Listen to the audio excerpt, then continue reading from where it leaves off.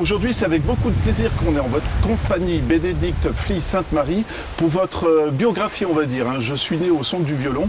La vie de Camille Urso, première musicienne féministe aux éditions Infime. Parlez-nous de ce personnage, parce que c'est pas un personnage, finalement, il a réellement existé. Comment vous l'avez trouvé ? Alors Camille, je l'ai découverte en fait en lisant une autre biographie, comme quoi un livre peut conduire à un autre livre. C'était Gabrielle d'Anne et Claire Berès. Et en fait, au détour d'une page, elles évoquaient Camille Urso en mentionnant le fait qu'elle était la première femme à intégrer les classes de violon conservatoire, ce qui n'était pas tout à fait vrai, mais bref, la mention de cette femme que je ne connaissais pas a aiguisé ma curiosité et du coup je suis allée fureter, je me suis documentée, j'ai fait ma pelote. Ouais. et petit à petit m'est venue l'idée que je pourrais en faire un livre et plus j'avançais dans mes investigations, plus je me disais mais c'est même pas un livre, c'est une épopée. Complètement. Cette Camille a une vie incroyablement riche à beaucoup d'égards et elle est complètement oubliée aujourd'hui. Il faut que je lui redonne vie, que je lui rende justice à cette héroïne. Ça a impliqué beaucoup de recherches du coup, parce que comme vous dites, quand on tire sur le fil de la pelote, après on va en parler un peu de sa carrière, c'est impressionnant. Je pense que même vous, ça vous a fasciné au bout d'un moment. Oui, c'est vrai que le matériau de base que j'avais, c'était quelques détails souvent erronés sur sa page Wikipédia et deux biographies qui avaient été écrites de son vivant au Canada et aux États-Unis, mais c'était assez lacunaire, et, enfin, je n'y ai pas puisé grand-chose et en fait j'ai beaucoup mené de recherches sur le site de la bibliothèque du Congrès américain qui est vraiment une mine de renseignements et j'ai trouvé 5000, 6000 articles de presse, c'était pléthorique et j'ai trouvé aussi beaucoup de choses sur les archives canadiennes, sur les archives australiennes, néo-zélandaises, même les archives françaises, les archives de Loire-Atlantique, les archives de Moselle, parce qu'elle est venue, Camille Urso est venue en 1850 à Metz. Donc il suffisait en fait de se pencher et on trouvait, bon après c'est un gros travail de défrichage, de tri, d'identifier ce qui était important ou pas, mais oui, c'était passionnant.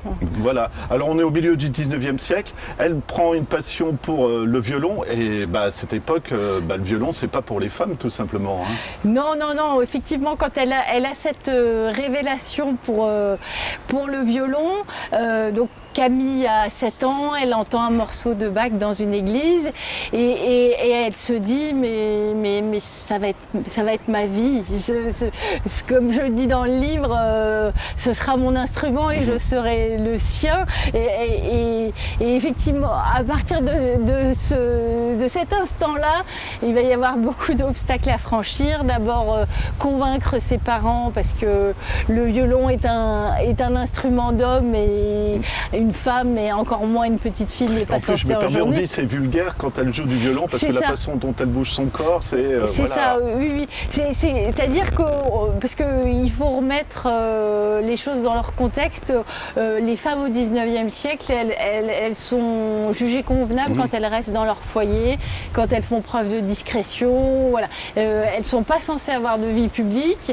Et vous avez raison, la pratique du violon en lui-même, c'est jugé indécent parce que c'est le mouvement qui implique de la fougue et c'est pas censé s'accorder avec le comportement féminin. Donc il y a le fait de convaincre ses parents de passer outre et il y a beaucoup d'autres écueils auxquels elle se butera plus tard, dont l'entrée au conservatoire, dont je vous parlerai peut-être par la suite. Ouais. Moi, je ne veux pas qu'on dévoile trop parce qu'il y a quand même tellement d'événements dans sa vie. Est-ce que ça vous dérange si on passe tout de suite à sa carrière aux États-Unis? Parce que c'est là que tout va se jouer. Pas du tout, oui. Juste, je précise qu'elle a été la 3e femme à entrer au conservatoire de Paris dans la section violon. Et elle avait l'âge minimum et ça n'était que la 3e femme en 60 ans à obtenir ce privilège. Voilà. Et ce qui est fou, c'est déjà le rêve américain, on va dire, parce que en fait, on lui dit, c'est là-bas que tout va se jouer finalement. C'est ça, oui. En fait, une fois ses études terminées à Paris, elle est recrutée pour réaliser une tournée en compagnie de son père et de quelques autres musiciens français. Il se trouve que les choses ne se passent pas exactement comme prévu une fois arrivée sur le sol américain, qu'on rejoignait après. Là aussi, pour situer, c'était 3 semaines de bateau. Et donc la tournée promise n'a pas lieu, mais Camille se fait très rapidement repérer dans le petit milieu musical new-yorkais et elle commence une carrière qui va exploser très rapidement en l'espace de quelques mois. Voilà, et ce qui est d'impressionnant, c'est que dans sa vie privée, elle va rencontrer son premier mari, George Taylor, qui est pianiste. Elle mène sa carrière en même temps. Et ce que je trouve assez fascinant, c'est que, je parle toujours de rêve américain, mais elle va devenir très célèbre, ruinée. À nouveau, elle refait sa carrière en lançant des concerts. C'est assez fascinant comme personnage. Oui, c'est vrai que c'est un peu une courbe avec des hauts et des bas. Et elle connaît cette gloire précoce, parce que quand Camille arrive aux États-Unis, elle a 12 ans, elle est extrêmement jeune et en plus elle est petite, elle est menue et son père en plus pour augmenter sa gloire et son prestige la rajeunit, lui rabote quelques années officiellement et donc elle a jusqu'à ses 16 ans, de ses 12 ans à ses 16 ans, elle a une carrière extraordinaire d'enfant prodige et ensuite à l'occasion d'un concert à Nashville, elle se rend compte qu'elle a plus d'énergie, elle est vidée par ces années de bohème.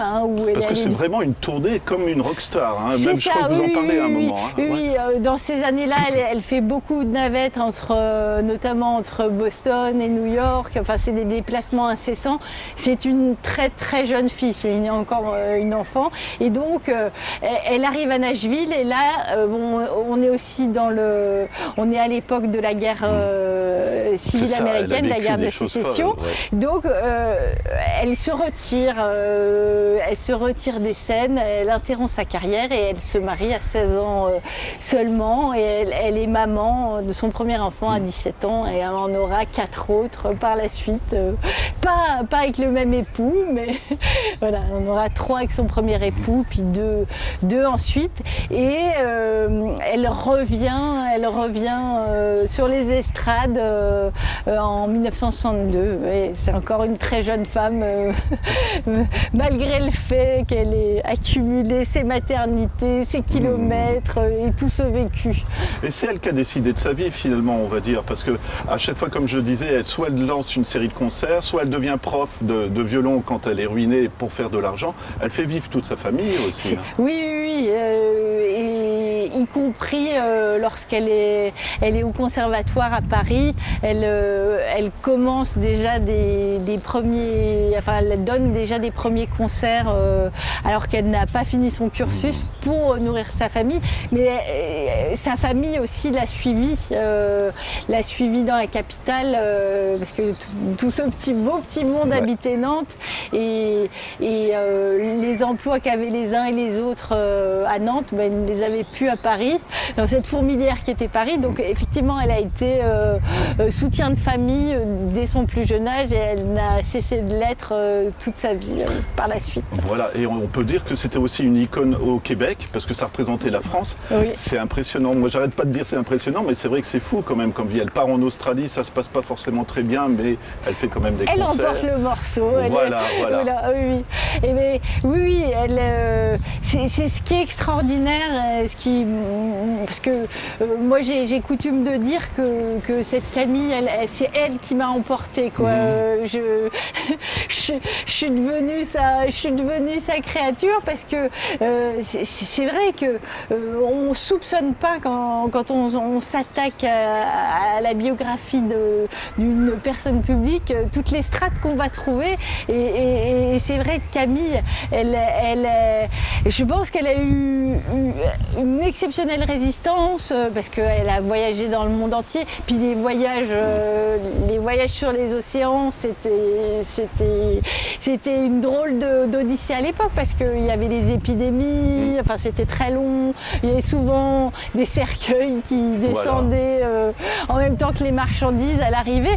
Donc c'était une superstar, mais dans tous les sens du terme, hein, au niveau de l'énergie, au niveau de la virtuosité, au niveau du parcours, au niveau des rencontres. Camille, c'est un destin de cinéma, quoi. Eh ben, écoutez, c'est ce que j'allais vous dire parce que c'est vraiment cinéma. Je me permets quand même, on peut peut-être parler un petit peu de la fin de sa carrière, tout ça. Elle va donner encore une série de concerts où elle est avec la chanteuse. Attendez, alors pardon, je me suis perdu, je vais la trouver. Voilà, Clémentine de Versapio. Et elle se rend compte que plus en plus, et elle fait des concerts avec elle, c'est plus elle qu'on applaudit, c'est la chanteuse. Et c'est vraiment un scénario de film aussi. C'est elle se rend compte qu'elle s'efface malgré elle, quoi. C'est ça. Moi c'est parce que j'ai aimé dépeindre la partie de sa vie où la gloire l'embrasse mais j'ai aimé aussi ce côté crépusculaire où le soleil se retire petit à petit parce que c'est vrai que c'est un peu comme aujourd'hui on pardonne pas aux artistes de vieillir, il y a une espèce de désamour progressif et puis c'était aussi la société américaine qui changeait petit à petit et Camille l'a vécu dans sa chair, elle l'a vécu dans son âme. En fait, petit à petit, les gens qui l'adulaient, qui venaient par milliers à ses concerts comme à San Francisco en 1969. Pendant 5 jours quand même, d'affilée. Oui, elle a donné donc un jubilé en 1869 à Chicago, mais homérique, avec des pompiers qui tapaient sur des tambours, des choristes, des milliers de musiciens et tout.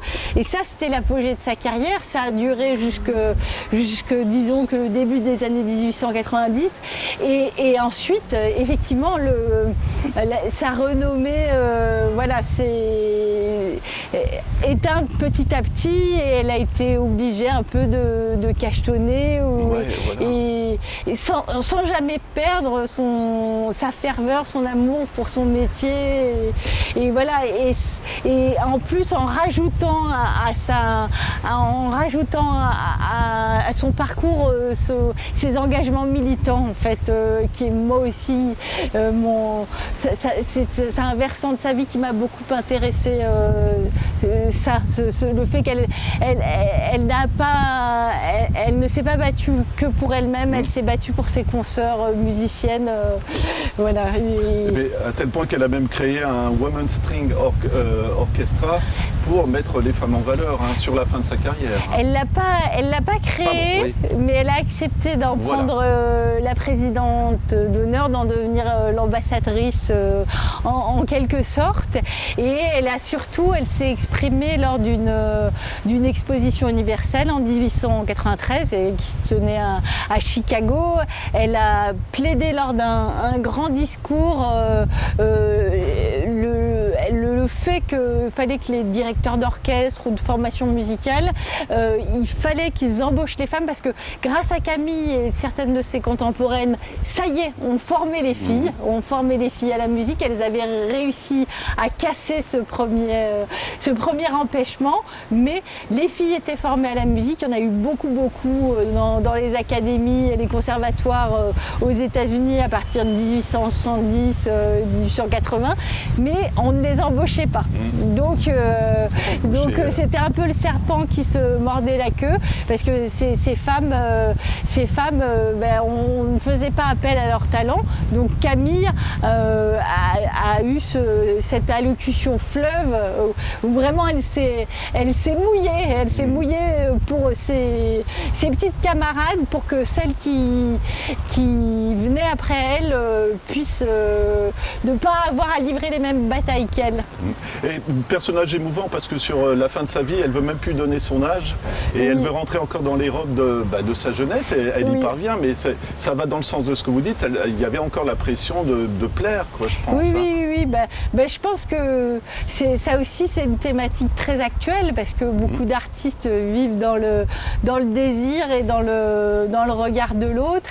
Et là, c'est vrai qu'elle passe d'un statut où elle est idolâtrée à une célébrité beaucoup plus discrète.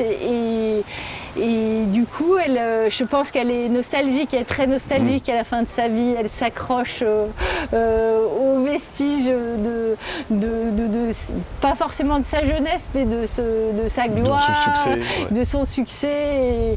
Et en plus, il y a le fait qu'elle déplore que l'enseignement musical soit moins bien dispensé qu'avant. Alors, c'est toute une époque, c'est pas que ça. C'est ça qui est passionnant. C'est une saga, quoi. Voilà, finalement. c'est ça. C'est pas que sa gloire à elle qu'elle regrette. Je pense que c'est toute une période, toute une époque qui s'échappe et qui va partir définitivement avec elle. Mais c'est comme les stars hollywoodiennes des années 50-60, quand leur carrière disparaissait, elles trouvaient carrément plus rien. Et justement, je pensais à ça parce que je trouvais que ça ferait une belle fin de film. Vous voulez bien nous dire ce qu'il y a d'écrit sur sa pierre tombale, parce que je trouve ça horrible finalement. Oui, il y a juste marqué. D'ailleurs, je m'y suis rendue cet été, donc j'ai pu constater ça de mes propres yeux. Il y a une simple inscription qui dit Camille, wife of Frédéric Luer, donc Camille, épouse de Frédéric Luer. Voilà. Aucune allusion à sa carrière, à son allusion, succès. Même pas un violon gravé sur sa pierre tombale, rien. Voilà. C'est poussière, tu redeviendras poussière, mais voilà, c'est vrai que sa fin de vie a été âpre, mais sa mort est encore plus cruelle. Ouais. Vous voulez bien, après, vous avez vu que ça me plaisait votre roman, mais vous avez fait le lien avec le monde moderne malgré tout. Vous expliquez qu'il y a des femmes qui sont très talentueuses et qu'on bloque encore, finalement. Oui, être une femme dans la musique, c'est pas encore une sinécure aujourd'hui. On rencontre pas forcément les mêmes problèmes, par exemple parmi les violonistes, c'est à peu près paritaire entre les hommes et les femmes, mais après il y a une espèce de goulot d'étranglement, c'est-à-dire que autant de garçons que de filles sont formés, mais on retrouve plus d'hommes au poste de soliste que les femmes. Il y en a beaucoup moins qui deviennent chefs d'orchestre, parce qu'on sait que beaucoup de chefs d'orchestre sont des musiciens ou des musiciennes à la base. Et puis il y a ces carrières qui sont un peu empêchées parce que les maternités, toutes ces choses font que le monde de la musique classique n'est pas encore extrêmement favorable aux femmes. Il y a des progrès, mais tout n'est pas tout n'est pas gagné dans cet univers-là. Voilà, et on peut dire c'est quand même Radio France, c'est impressionnant, qui a bloqué la carrière d'une femme, hein, alors que Radio France c'est le symbole aussi quand même de le... Oui, et c'était il n'y a pas si longtemps, c'était il y a 18 ans. L'orchestre de Radio France a refusé de jouer sous la direction de Claire Gibault. Voilà. Sous des prétextes futiles, mais bon, ce qu'il faut en retenir, c'est surtout que c'était une femme et qui n'entendait pas être pilotée par une femme. Voilà. Tout simplement, moi je vais redonner le titre de votre... Alors j'allais dire roman, mais c'est tellement une vie romanesque, ça pourrait être presque ça, mais de la biographie, d'une biographie. Donc c'est Bénédicte Fly-Sainte-Marie pour son livre « Je suis née au son du violon, la vie de Camille Urso, première musicienne féministe aux éditions Infime ». Et je vous dis encore une fois, c'était un plaisir de découvrir un personnage aussi fou, quoi. Est-ce que vous avez eu du mal à le quitter ? Est-ce que vous auriez aimé pouvoir encore trouver d'autres infos? Ça doit être, j'ai pas tout mis, j'ai même coupé dans la masse à la demande de mes éditeurs, mais je crois que je ne l'ai pas encore quittée, Camille. Elle m'habite encore pleinement. On chemine ensemble. Voilà, merci beaucoup Merci. Bénédicte.